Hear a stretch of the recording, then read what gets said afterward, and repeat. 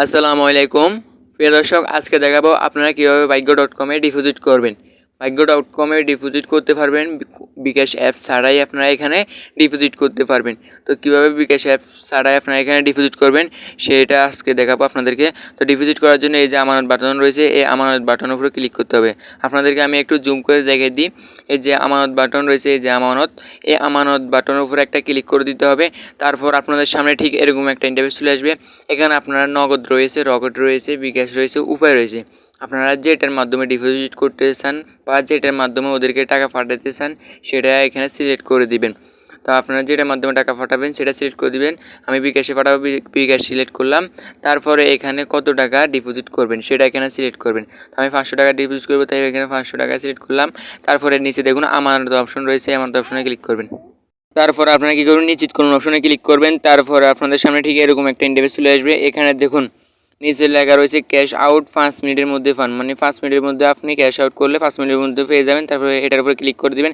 তারপরে এখানে AGREE এটার উপর একটা ক্লিক করে দিবেন, বুঝছেন? AGREE এটার উপর একটা ক্লিক করে দিবেন। তারপরে এরকম একটা ইন্টারফেস চলে আসবে। এখানে আপনারা দেখতে পাচ্ছেন এজেন্ট ওয়ালেট নাম্বার, এই ওয়ালেট নাম্বার একটা টাকা পাঠাতে হবে ওদেরকে। এই ওয়ালেট নাম্বারে ওদেরকে টাকা পাঠাতে হবে এবং ওদেরকে 1 ঘন্টার ভিতরে টাকাটা পাঠিয়ে দিতে হবে। নয় আমাদের যদি 1 ঘন্টার ভিতরে টাকা পাঠাইছি কিন্তু ট্রানজ্যাকশন করি নাই, তাহলে আমরা আর টাকাটা ব্যাক পাবো না। তারপরে এখানে কপি অপশন রয়েছে, এই কপি অপশনে ক্লিক করতে হবে। ক্লিক করে এই নাম্বারটি কপি করে নিতে হবে। কপি অপশনে ক্লিক করে ওকে অপশনে ক্লিক করব। তারপর আবার কপি অপশনে ক্লিক করব, তারপর আবার ওকে অপশনে ক্লিক করব। তারপর আমরা কী করব, আমাদের ফোনের কল অপশনে চলে যাব। যেহেতু আমরা বিকাশ অ্যাপ ছাড়া করবো, তো ফোনে কল অপশনে চলে গেলে এটা এই কোডটা সেন্ড করে এখানে যে সিমে বিকাশ থাকবে ওই সিম দিয়ে সেন্ড করে দিব। তারপরে এখানে রয়েছে দেখুন ক্যাশ আউট করতে হবে আমাদেরকে, ওদেরকে ক্যাশ আউট করতে হবে আমরা। তো ক্যাশ আউট করার জন্য দেখুন ক্যাশ আউট রয়েছে 5 নাম্বারে, তাই আমরা 5 লিখে দিলাম। 5 লিখে দিয়ে এখানে সেন্ড করে দিব। 5 লিখে দিয়ে এখানে সেন্ড করে দেওয়ার পর আমাদের সামনে ঠিক একটা নতুন একটা ইন্টারফেস শো হবে। তো আমরা কী করবো, এখানে 5 লিখে দিয়ে সেন্ড করবো। তারপরে এখানে দেখুন ফ্রম এজেন্ট 1 নাম্বার রয়েছে, ফ্রম এজেন্ট। তো আমরা এখানে ক্যাশ আউট করবো, যাতে ফর্ম এজেন্টে সিলেক্ট করবো, এক দিয়ে দিব। তারপরে 1 দিয়ে তারপর আমরা সেন্ড করে দিব। 1 দিয়ে সেন্ড করে দেওয়ার পর এখানে বলতেছে বিকাশ নাম্বারটি দেওয়ার জন্য, তো আমরা এই যে নাম্বারটা দিয়ে দিব। তারপর সেন্ড করে দিব। তারপরে এখানে অ্যামাউন্টটা লিখে দিব। তো এখানে আমরা 500 টাকা অ্যামাউন্টটা লিখে দিব। তারপর সেন্ড করে দিব। সেন্ড করে দিয়ে এখানে আমাদের পিন নাম্বারটা দিয়ে দিব। পিন নাম্বারটি দিয়ে সেন্ড করে দিব। তারপরে এরকম একটা ট্রানজ্যাকশন দিবে, আপনাদেরকে দেখাই। ট্রানজ্যাকশনের এই আইডিটা আপনারা ওখানে বসাতে হবে। তো আপনাদের ট্রানজ্যাকশন আইডিটা একটু দেখা দিয়ে, যে ট্রানজ্যাকশন আইডিটা এই যে এটা হচ্ছে ট্রানজ্যাকশন আইডি, এই আইডিটা আমরা এখানে বসাতে হবে।